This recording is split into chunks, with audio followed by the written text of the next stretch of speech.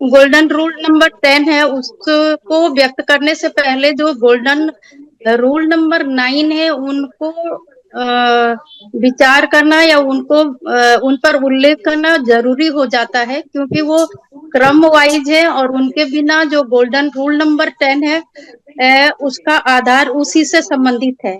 तो जो golden rule number 1 है, केवल समण समण संघ ने ये घोषणा की है कि समण संघ में केवल समण परिवार ही शामिल होंगे। वो समण परिवार SC ST OBC और जो धर्म परिवर्तित विमुक्त भटके लोग हैं वो आ सकते हैं। और दूसरा नियम है चंदा कभी नहीं, चंदा कभी नहीं। समण संघ आज का नवेला नया नहीं है। समण संघ को ये अनुभव आया है कि पैसे की जरूरत हर कार्य करने की होती है, लेकिन चंदा एक बीमारी के रूप में हमारे समाज में आया है। तो इसलिए समण संघ ने एक स्वाभिमान के तौर पर खुद अपना खर्चा उठाता है और उसने चंदे वाली बात जो मन में विकार के रूप में आ रही थी वो एक नियम के आधार पर ही हटा दिया है कि जो हमारे खर्चे होंगे हम व्यक्तिगत उठाएंगे। नंबर 3 जो है जाति का अभ्यास कभी नहीं। समण संघ का जो मूल उद्देश्य है कि जब बाबा साहब ने इतनी सारी किताबें पढ़ी हैं तो यही पाया है कि समण जो जाति नाम का जो अभ्यास है वो केवल ब्रह्म मात्र है। अगर कोई अभ्यास करता है उसके लिए तो वो स्थिर चीज हो जाती है, लेकिन अभ्यास करना कोई जरूरी नहीं है। इसलिए समण संघ जाति के अभ्यास पर बिल्कुल रोक लगाता है कि इसका अभ्यास ही नहीं करना चाहिए। केवल ये जो चौथा नियम है केवल संघवाद। समण संघ को ये अनुभव आया है कि जिन संघों ने समण संघ की नकल करके अपने संघ बनाए और उनका संघवाद बचा रहा तो उनका संघ भी बचा रहा। इसीलिए समण संघ ने ये एक अपना नियम ही घोषित कर दिया है कि समण संघ में केवल समण संघवाद ही प्रचलित रहेगा। 5वां नियम है पद प्रतिष्ठा मंचमाला कभी नहीं।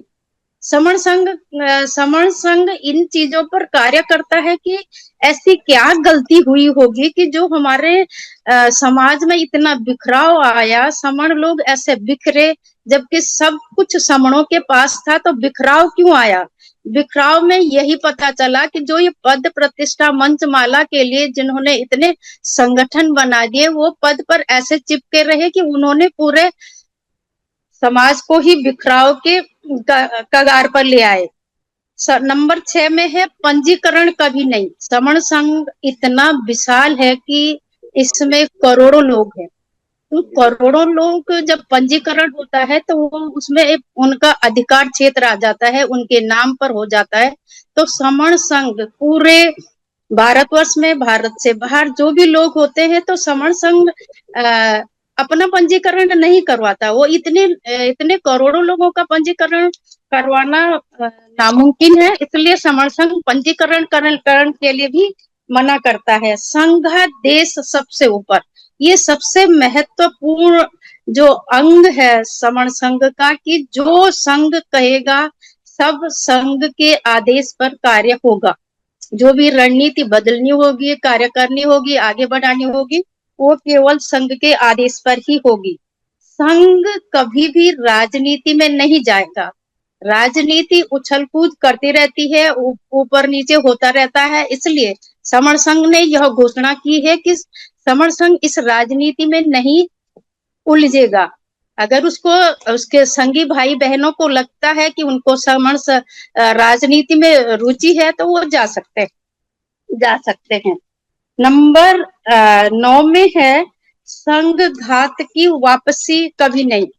समण संघ और पहले भी जो उदाहरण मिलते हैं संघों में कई संघियों ने घात किए हैं, तो समण संघ ने यह नियम बनाया है कि कोई भी संघ के विरुद्ध अगर कोई भी कार्य करता है या उनको उकसाता है तो वो सब समण आत के अंतर्गत आता है, उनको वापस समण संघ में नहीं लिया जाएगा।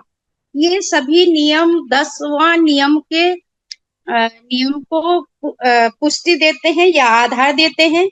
और ये नियम जो 9 नियम है, जो ये उनके आधार है, ये न कभी बदले जाएंगे, न कभी खत्म किए जाएंगे, और ना ही कभी अमान्य किए जाएंगे। समण संघ, प्रत्येक संघी, समण संघ ऐसा संघ है कि प्रत्येक संघी को यहाँ पर अपनी बात रखने का अवसर दिया जाता है। और अगर प्रत्येक संघी ये चाहता है कि उसकी बात को कोई कानून बनके या उसकी बात मानी जाए, तो उसकी बात ऐसे ही नहीं मानी जाती है। उसके बाद उसकी बातों को पूरा चिंतन मनन करके, पूरा जब वाद विवाद होता है, सभी संघियों की जब बहुमत पर जो बात मानी जाती है, तब जाके वो एक नियम बनता है। और यही नियम बनाने की एक परंपरा समण संघ में है। ये जब ऐसा नियम बनता है, समण संघ ऐसा नियम है कि जो पहले तो समण संघ ने ये घोषणा की है कि समण संघ जो भी कार्य करेगा, समणों के हित के लिए कार्य करेगा। और ऐसे भी कई समण संघ ने समण संघ में ऐसा अनुभव आया है कि कई प्रकार के लोग जो समाज में पाए जाते हैं, एक तो जो खुद मेहनत करके अपनी रोजी रोटी कमाते हैं, लेकिन ये पाया गया है कि एक प्रकार के तो ये है कि जो अपनी मेहनत का भी फल, उचित मूल्य उनको नहीं मिलता है। दूसरे प्रकार के वो लोग पाए गए हैं कि जिन्होंने बीच में दलाली करके जो मेहनत करते हैं, उन्हीं का शोषण करके अपनी रोजी रोटी का माध्यम बना लिया है। तो 2 प्रकार के लोग समाज में पाए जा रहे हैं, और समण इसी के अंतर्गत आता है कि जिसको अपनी मजदूरी का पूरा फल मिला ही नहीं। यही भारत में रहने वाले सभी समणों का यही परिणाम निकलता है, और इसीलिए उनकी जिंदगी मजबूर होकर और एक तरसती हुई जिंदगी बन जाती है।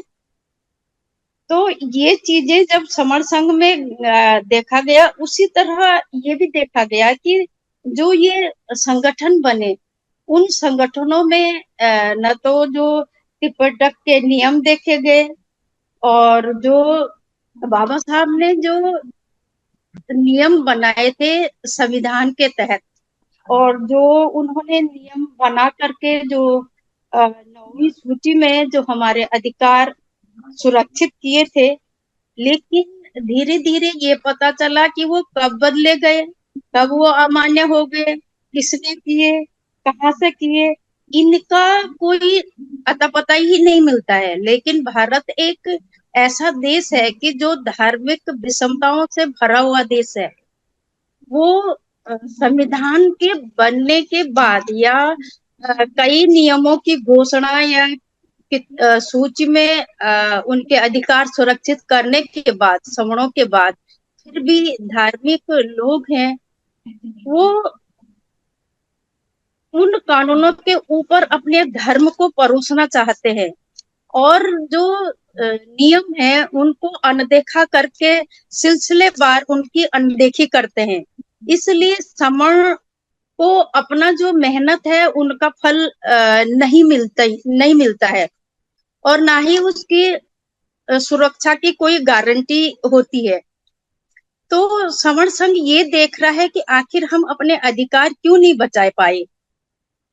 यहाँ तक कि समणों के इतने संगठन बन गए हैं कि जिसमें ना तो कोई कानून है, ना कोई विनय पीटक है, ना ही किसी प्रकार की जो व्यवस्था है वो दिखाई नहीं देती है।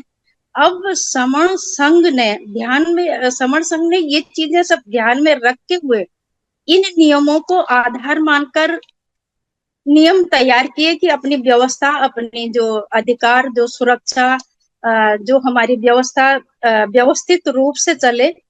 तो समण संघ ने जब नियम बहुमत के तौर पर बनाए जाते हैं। अगर इन नियमों में किसी प्रकार का फेरबदल करना हो या किसी लिखने में बोलने में कोई गलती हो गई हो, तो महीने के अंतर्गत 15 दिन के अंतर्गत ही उसी तरीके से, जिस तरीके से नियम बनाए गए उसी तरीके से फेरबदल करने को भी वही बहुमत के आधार पर और नियम आगे पालन किए जाएंगे, इसीलिए इन विनयों को रखा गया है। उसके बाद ही अशोक, सम्राट अशोक की तरह ये भारत राज्य विकसित होगा और उस तरीके से जैसा साम्राज्य पहले हुआ करता था उसी तरह संघ भी विकसित होगा। ये जो सारे नियम है ये सब समणों का पैदाइशी हक है।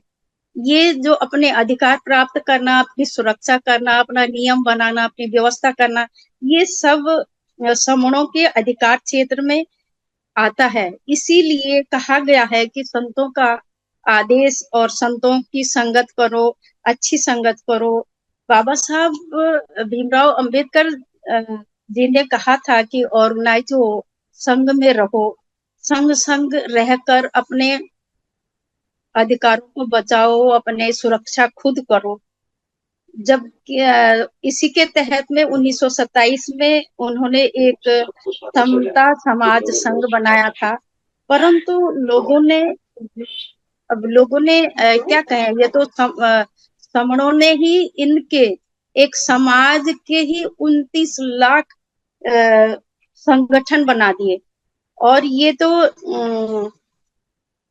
जातियों से भी और भयंकर हो गए, क्योंकि आज समण संघ को इतनी मेहनत क्यों करनी पड़ रही है कि संगठनों की उन गलतियों को देख कर, अनुभव करके समण संघ ने अभी एक सुरक्षित व्यवस्था जो बनाई है उसमें उसी के अंतर्गत हम उसके आदेश के अंतर्गत कार्य कर रहे हैं। अतः मैं बिना सोचे समझे ये घोषणा कर रही हूँ कि जो भी भूले भटके जो भी लोग हैं, जो समण समाज, समण संघ को नहीं समझ पा रहे हैं, तुरंत समण संघ के साथ चलकर इन नियमों के आधार पर आगे बढ़े। और इसीलिए कहा है कि संघ की शक्ति बहुत मजबूत होती है। मैं अपने शब्दों को यहीं पर विराम दूंगी, क्योंकि